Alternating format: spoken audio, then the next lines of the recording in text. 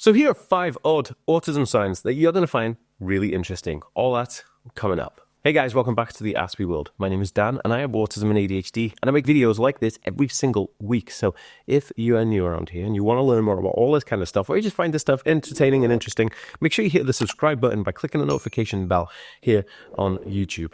And if you're watching on Facebook, Instagram, TikTok, and Twitter, make sure you hit the follow button to see daily videos from me. Okay, so autism is really interesting in the fact that it displays itself in many interesting ways. And we all heard of like the typical ones. You know, they may be selective mute, they may have, lack of eye contact, bad in social situations. And all those things are more commonly known and commonly accepted with autism. But there are some things that autism presents that you probably have never seen before or not even heard of that I find are really quite odd in terms of like how you understand autism. And I'm going to go through all those right now. So I'm going to go through 5 of the most interesting ones that I think are quite oddly interesting. So the first one is sensory processing disorder, where you smell everything. Autistic people will have something called sensory processing disorder, or SPD. And SPD, which is short for sensory processing disorder, will make sure that the person may have hyper or hyposensitivity to certain things. Could be smell, sound, light, touch,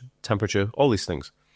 Now, what's really interesting is that an autistic person who has hypersensitivity, which means that they smell things really intensely. So you could be in the supermarket and the deli is overpoweringly smelly, or like maybe you, when you smell sandwiches, it's like really, really strong. All those things are really interesting. But autistic individuals will smell items and objects and everything. Like, smell an object to understand it, kind of like a dog would smell something, right? I'm not calling autistic people dogs. Please don't think that. What I'm trying to say is that, I'm giving you an example, like, you know how dogs want to smell stuff to understand it? Autistic individuals with SPD will do the same thing. I find this just absolutely fascinating. The reason I find it fascinating is because when you think about autistic individuals having sensory processing disorder, you never think that they're going to smell like a pair of glasses or like a pen. Like, oh, I have a pen. And go, yeah, this pen smells okay. But it's very interesting. I do it all the time. I'm forever smelling things. Like, I often smell like my hands. I often smell like, if you give me anything, I'll want to smell it to understand it more. You know, it's hard to explain, but it's something that's very, very interesting. Okay, number 2 is when an autistic person is socializing, they're not able to know when to say hi or goodbye. So how do you initiate a conversation with somebody? You walk in and be like, hi, I'm Dan. I'm going to talk to you about something. But if you're in a conversation with other people, how do you initiate that initial hi? You know, that's very interesting. And then when you want to leave, if you want to like go, if you're like ready, I'm bored of the situation, I'm bored of the conversation, I'm going to go. How do you say goodbye? You just walk off, or you have to announcement, everybody, I will be leaving shortly. Departure is imminent. You know, so autistic individuals have an issue with saying hi and goodbye and knowing those kind of social norms where other people just seem to know. They kind of just get, they're like, yeah, what's going on? Like, they just know, they just understand it. It's just fascinating. Like, I find it just super, super interesting. Okay, so number 3 are vocal stims. So stimming is short for self-stimulatory behavior.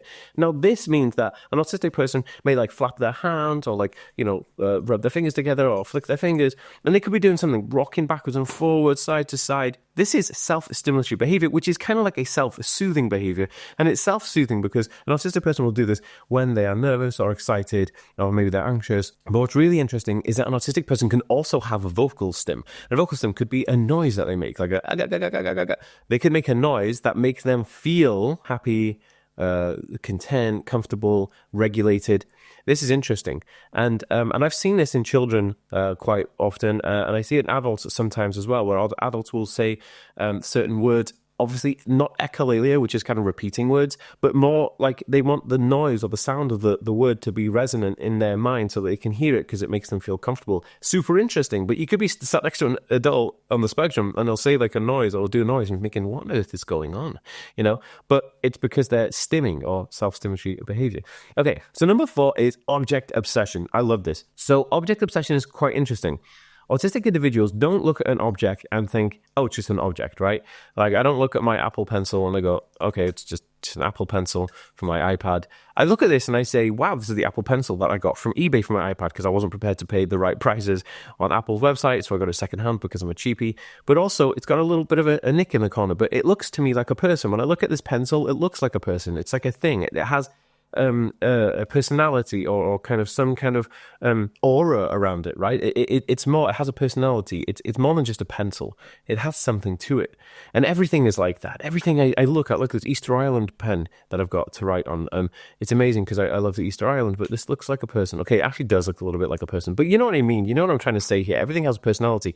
And because of that, I get very worried if things break, because it's like losing a pet. It's like losing something that's important to you that actually has personality and has, it's a part of your life. And that kind of scares me. I'm like, whoa, like I don't want to, lose my pencil, because it's almost like a part of the family, if you will.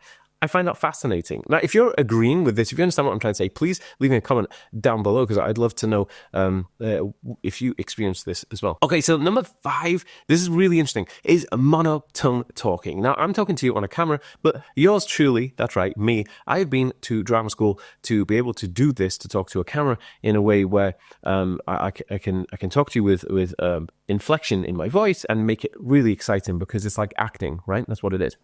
However, autistic individuals, including myself, will have a monotone talking type, which means that we will just talk in a very low monotone for everything. If I'm talking to somebody in the certain way when they want to talk to me, there will always be one tone or monotone talking, which is very black and white and grey.